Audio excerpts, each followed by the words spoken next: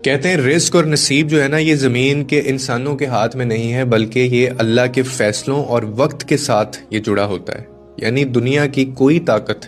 نہ تمہارا رزق جو ہے وہ روک سکتی ہے، اور نہ کسی اور کا حصہ، یعنی کسی اور کا جو رزق ہے وہ نہ اس سے لے سکتی ہے یا تم لے سکتے ہو۔ ہماری جو بے چینی ہے نا، اکثر اسی لیے ہوتی ہے کہ ہم اللہ کے جو فیصلے ہیں، یعنی جو اللہ کی وقت کی جو ٹائمنگ ہے، ہم اس کے اوپر اعتماد نہیں کرتے۔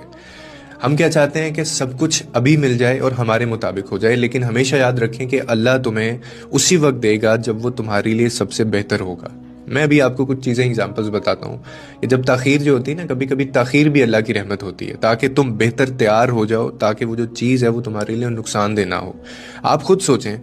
کہ زندگی میں کتنی ہی بار ایسا ہوا ہوگا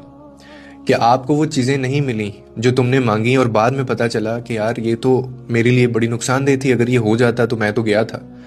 اسی طرح کتنی ہی بار ایسا بھی ہوا کہ تمہیں ان چیزوں سے نوازا گیا جن کی تم نے دعا ہی نہیں مانگی تھی، جو آپ نے کبھی اللہ سے مانگا ہی نہیں تھا، لیکن وہ اللہ نے آپ کو دی چیزیں، نوازا آپ کو۔ یہ سب اللہ کی حکمت اور رحمت ہی تو ہے، اور کیا ہے؟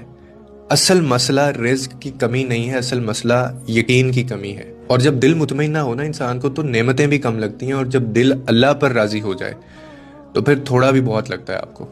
تو اللہ نہ صرف تمہیں دیتا ہے، بلکہ وہ دینے سے پہلے تمہارے ظرف کو بھی بناتا ہے، تمہارے صبر کو بھی آزماتا ہے، تمہاری نیت کو بھی پرکھتا ہے کہ جو چیز تمہیں ملے وہ ورتھ اٹ ہو، اور جو چیز تمہارے لیے آج روک لی گئی ہے نا، یہ بھی ہو سکتا ہے کہ وہی کل تمہارے لیے حفاظت بھی بن جائے۔